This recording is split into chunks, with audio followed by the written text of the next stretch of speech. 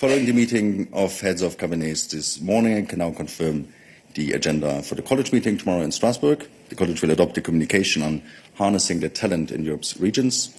This includes initiatives to help regions in the EU avoid a talent development trap, which occurs when there are insufficient skilled workers to offset the impact of the demographic transition. This file will be presented to you by Vice President Schwitzer and Commissioner Ferreira at 3:30 tomorrow from the press room of the European Parliament in Strasbourg.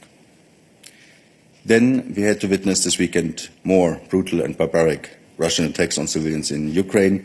I would like to ask Peter to join me on the podium for a message concerning these terrible attacks.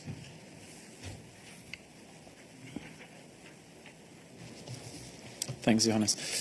Well, as we near the anniversary of Russia's invasion against Ukraine, more Russian missiles hit Ukrainian cities over the weekend. This includes notably a residential building, a residential apartment building in the city of Dnipro, in which at least 35 civilians, including 2 children, died. Russia continues to show its inhuman face and applies its brutal missile terror indiscriminately. Such actions constitute war crimes and must stop immediately. As the High Representative Borrell stated yesterday, there will be no impunity. The European Union strongly condemns Russia's continued heinous strikes on civilian targets in Ukraine, including energy infrastructure, and we also strongly condemn Russia increasingly targeting Ukrainian citizens in their homes by attacking residential buildings. Russia's barbaric actions only strengthen our resolve to ensure accountability and our support for Ukraine and its people. Thank you very much indeed, Peter. Now I would like to ask Anita to come to the podium for an important announcement, actually of the two of us, on the entry into force of new rules to protect our critical infrastructure, both physical and digital. Anita. Thank you. The sabotage of the Nord Stream gas pipelines has made it very clear. Our critical infrastructure is under threat. Already 2 years ago, the Commission has proposed to significantly upgrade key legislation. The directive on a high level of cybersecurity and the directive on the resilience of critical entities. Both were proposed today and both are entering into force today.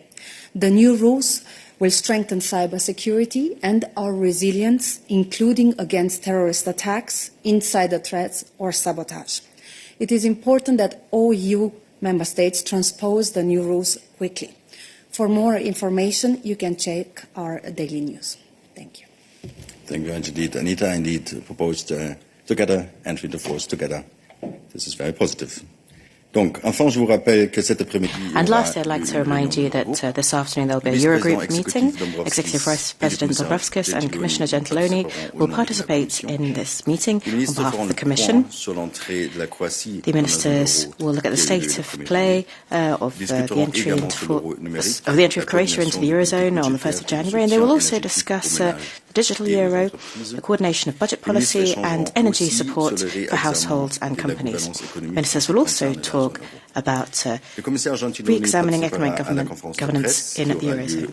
Then Mr. Gentiloni will participate in the press conference, which will take place after the meeting around 7 p.m. So any questions on that subject, please say for the press conference then. Who wants the floor? Yes, please. Please wait until it's red. Yeah, now it's working. Red is the color here, yeah. Yes, this is Slava Postova, Bulgarian National TV. I have a question on the Bulgarian Recovery and Resilience Plan for Verle. You know, the Bulgarian authorities want to renegotiate the Bulgarian plan. I have your position, thanks for it, but I want to know if you already received the request for the renegotiation, and if such a process starts, does it mean that the payments under the current plan will stop or will be freeze? Yes, thank you. Thank you. Thank you, Desislava. So we are aware of what is happening in Bulgaria, the motion put by the Bulgarian parliament, the position of the president, and I can confirm that nothing has changed since Friday. So to date, we have not received a formal request from the Bulgarian authorities to revise the Bulgarian plan. More generally, in line with Article 21 of the Recovery and Resilience Facility regulation, once the Council has approved a plan, so once a Council implementing decision on a given plan has been adopted, only in exceptional cases may a Member State revise the plan and request an amendment. And then the Member State would have to demonstrate that it can no longer implement part of its plan or the entire plan due to objective circumstances. The Commission is, of course, willing to discuss the implementation of individual milestones or targets with Member States which are no longer achievable due to objective circumstances and would need to be revised. And this would require a rigorous case-by-case assessment by the Commission together with the relevant Member State. And in particular, and I want to underline this as well, is that a revised plan, of course, would still need to comply with all the assessment criteria under the Recovery and Resilience Facility regulation. And these include, for example, compliance with the 37% expenditure on climate, and also the need for the plan to address a significant set of country-specific recommendations addressed to a member state. And in the particular case of Bulgaria, this includes the recommendation of a progressive decarbonization of the Bulgarian economy. Let me just say that in terms of the current plan, the fact that it's only been approved in May of this year, the focus should be on the implementation of the plan. And the current plan contains large and significant investments and transformative sectorial reforms in the energy sector, which are fully compatible with the REPowerEU goals, which, as you know, are aimed to phase out the EU's dependence on Russian fossil fuels. So, in other words, the Bulgarian plan will provide a significant contribution to its delivery. For example, the plan includes a reform to cut greenhouse gas emissions of the power sector by 40% by 2025. And these reforms go hand in hand with important investments in renewables and energy storage. Under the plan, financial support for greening the energy sector amounts to over 2 billion euros.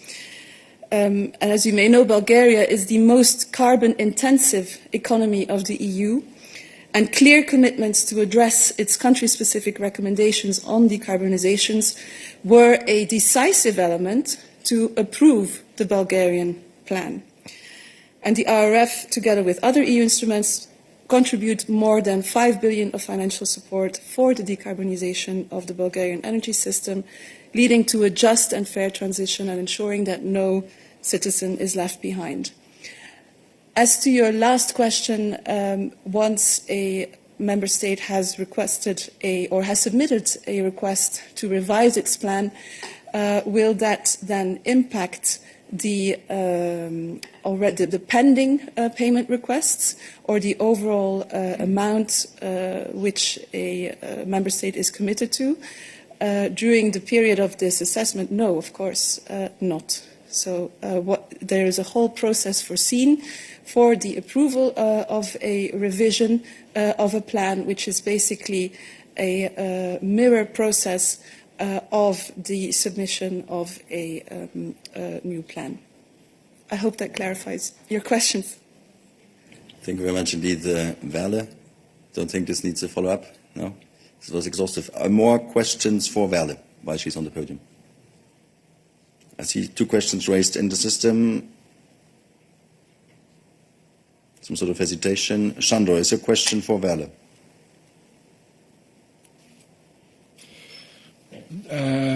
My question is on sanctions, so maybe Peter.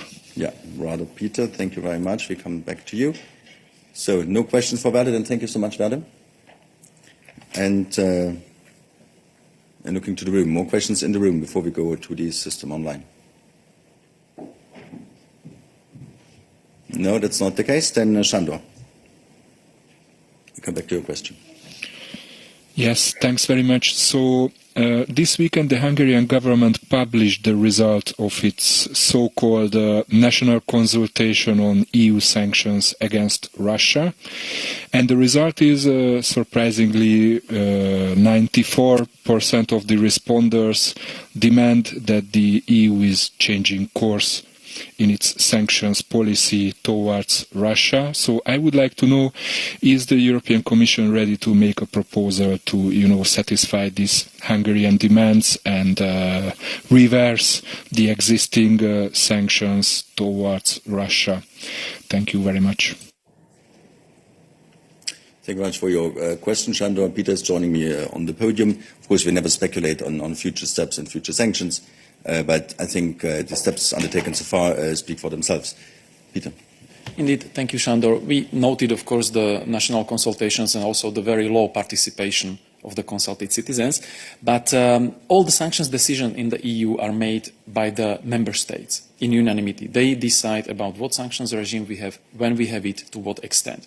Until now, the European Union member states have adopted 9 wide-ranging packages of sanctions against Russia for its illegal aggression against Ukraine, reflecting on EU's policy agreed by the 27 member states that we stand by Ukraine and we support Ukraine in a number of tracks: economical, financial, military, and also through putting pressure on Putin's regime through sanctions and international isolation. So the member states are constantly reviewing the sanctions, seeing if we need to respond to further escalation by Russia in this illegal aggression against Ukraine and blatant violation of UN Charter and international law. Sanctions are one of the measures we are using to react to this, because the attack against Ukraine is the attack against us, against our values. And when there will be a decision about next package or amendment of existing packages, this will be a decision for 27 member states to make in unanimity. Thank you very much indeed. Peter, further questions for Peter? Yes.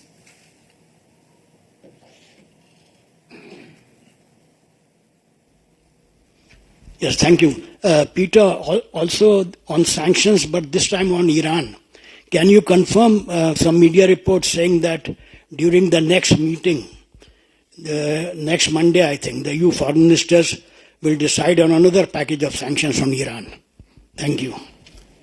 Thanks, Nawab. We never pre-announce or never preempt the discussions and possible decisions by the foreign ministers when they are meeting during their monthly meetings of Foreign Affairs Council. I can only confirm that there will be a meeting of foreign affairs ministers of the EU next Monday, that Iran will be very likely on the agenda. The agenda is still in the making, still to be confirmed, but we are seeing that, unfortunately, the events in Iran are not going in the right direction. We have seen over the weekend another execution of a dual citizen, of UK Iranian citizen.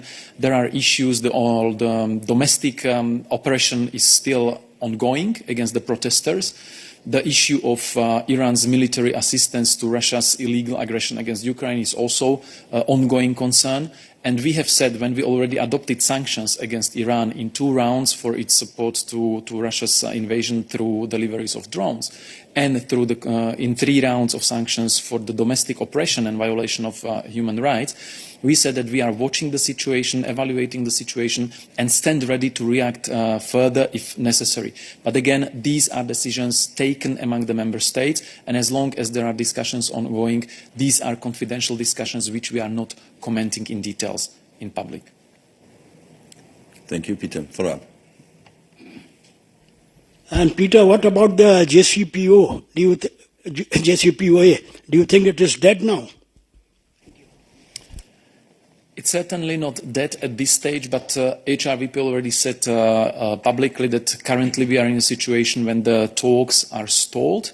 And our aim is, and the aim of the HRVP and the team supporting him, because the High Representative is the coordinator of the JCPOA, the efforts are aimed to break the deadlock, break the stalemate, get out of the stalemate. But the situation is not easy, and we continue our engagement. HRVP is in regular touch with Iranian foreign minister and other participants of the JCPOA in order to move forward and have definite answers whether we proceed or whether not. But at this stage, the deal is not dead, It's stalled.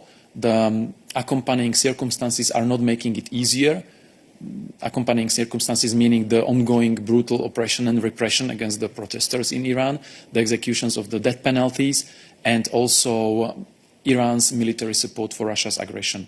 So these are issues which are further complicating the atmosphere and situation, but HRVP, the High Representative, as the coordinator, is still engaged with his team in order to see how or if we can move forward. Thank you very much. Further questions on Iran? Or then in the system we have several hands up. Ksenia, is your question for Peter? For Peter, thank you. So Peter, you just said that any attack on Ukraine is also an attack on the EU and its values. I would like to talk about the missile attack in Dnipro in Ukraine, where a missile, at least as far as we know, hit a residential building, and the death toll has now risen to 40. Should we expect any additional sanctions concerning responsible or the military, Russian military responsible for this attack and the new victims among the civil population? Thank you. Thanks, Sani. I'm not sure if you managed to catch our proactive announcement on our position regarding exactly this brutal, inhumane attack against the residential building in Dnipro. So indeed, this is another example how Putin's regime is escalating this conflict. And as I said, the position of the European Union has always been to react to any sign of the escalation. And now we are talking about increasingly targeting civilians in their homes, after Russia decided to target the critical infrastructure important for people to survive the winter, meaning energy networks, power plants, etc.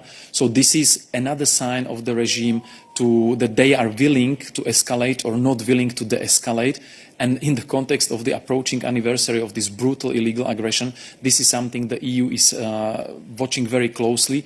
And it will be also discussed at the upcoming meeting of the foreign ministers at the upcoming FAC next Monday. But then again, every reaction by the EU needs to be agreed and decided by the 27 member states. There are discussions ongoing how to handle the continued aggression and what to do in response to the latest signs of escalation from Kremlin. Thank you, Peter. I suggest we stay with Ukraine. Should there be further questions on Ukraine? Not here.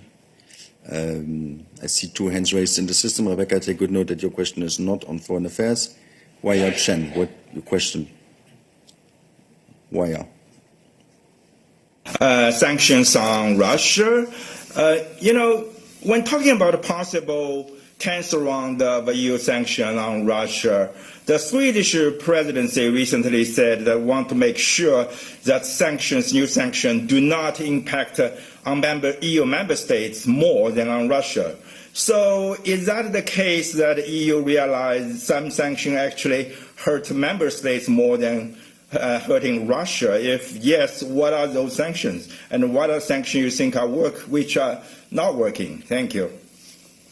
Thanks very much. The position of the European Union has been all along the same, and the position of the member states, of course, we are not interested to adopt sanctions which are hurting us more than they are acting those ones whom we are sanctioning. That's the logic of the sanction. You adopt restrictive measures in order to show that you don't agree with violation of international law, UN Charter or human rights.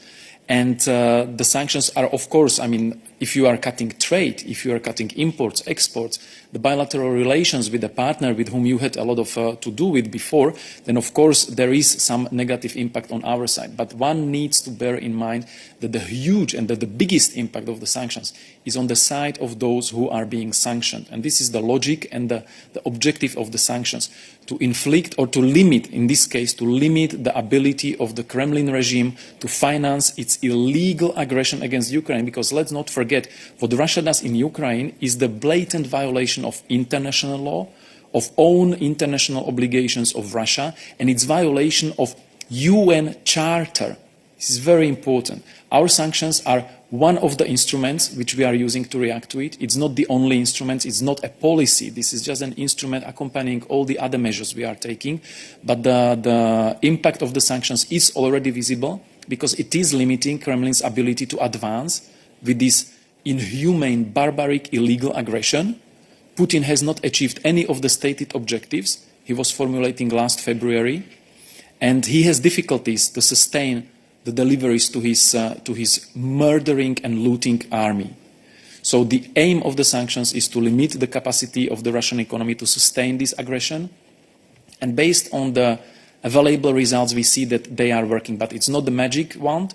It's not the magic measure that would solve everything. It's a measure which is used in addition to other measures. Thank you very much indeed, Peter. Further questions for Peter? Where you have a follow-up? Yeah, just, I think it's probably an older question because, the EU's talking points are always Russia is not ready to talk or negotiate. But, a lot of people also believe it's better to talk than no talk. Even, your standpoints, views are so different. Do you agree, or you just you want to wait until both sides come to sort of agreement, which is not possible? Is it better just to talk? Than no talk? Thank you, Eva. And of course, our approach, our policy was always to engage and to try to solve issue via dialogue.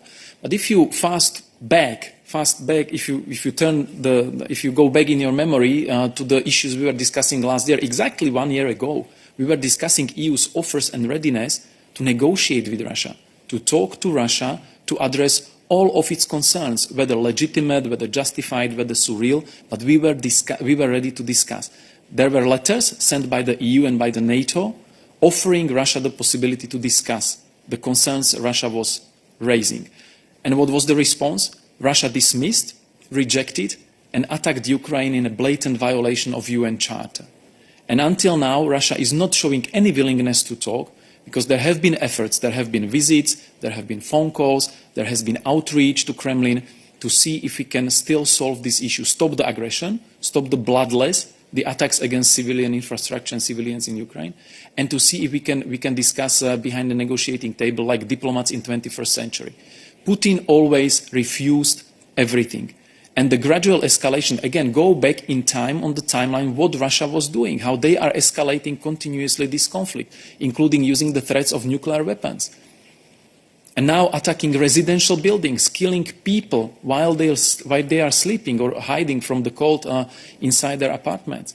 So Russia is not showing any signs of being ready for meaningful engagement in order to achieve peace in Ukraine and to stop the illegitimate campaign. The EU, Ukraine, and the international community are urging Russia to stop, are urging Russia to try to find diplomatic solution, but Putin responds with brutal force and committing more and more atrocities and brutalities in Ukraine. Thank you, Peter. And to complete the picture, let me also refer you to the press conference of the President in Sweden, in Kiruna, on Friday afternoon, where she said, we need to keep increasing the pressure on Russia. We will, of course, continue our unwavering support for Ukraine. We are supporting them as firmly as on day one and as long as it takes. It's online and, of course, with much more detail. There's a question from David on sanctions compliance, which I think is more for Dan. So last check, very last check, but there's another question for Peter on sanctions, Ukraine, or any other topic that he covers. No. Then, David, I invite you to ask your question and anticipate Dan already to come to the podium. Yeah, hi. Is this working? I have two devices to get my camera on so that I can comply, but is it possible to ask the question? I don't know if you can see me on one of the devices. I just want to ask the question. It relates to the export of Russian crude to India. Apologies, we see a still picture of yours. So we see you, but not moving. The idea is, of course, that the interpreters can, follow your facial expressions, because this is part of... I realise that's the idea. I mean, Appy has had some complaints and issues with this thing. I have two devices to try and comply with your requirement. Maybe then try the other one then.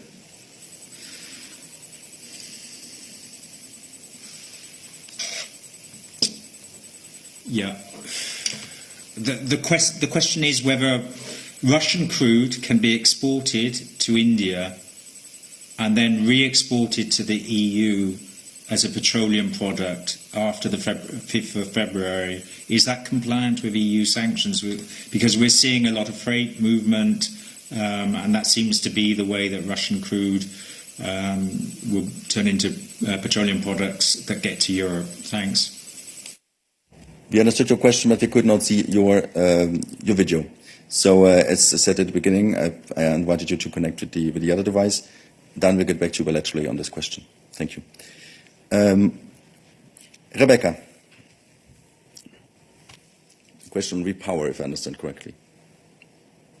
Thank you.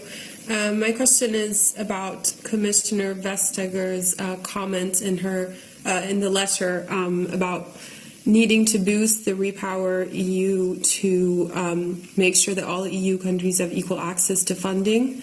And so I was wondering whether you would predict this additional funding for Repower EU to come from the carbon market or from common debt, or how would this be funded?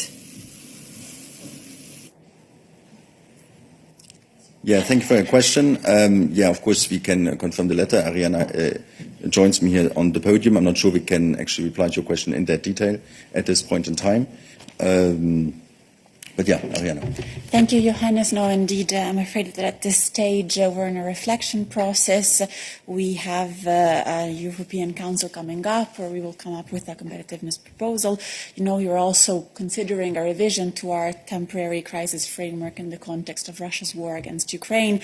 So it is in this context that the Executive Vice President has sent a letter to member states on Friday. Indeed, the Executive Vice President has said that we need a European response that builds on three key priorities. First is accelerating the green transition. Second is eliminating barriers in the single market.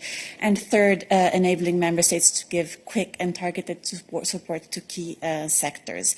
She has recalled all that has been done in terms of state aid so far, always in her letter, for example, reminding that as of today, 90% of state aid measures are block exempted, which means that they can be directly implemented from member states without the need of prior approval by the Commission. In addition, of course, she has recalled that we adopted a temporary crisis framework.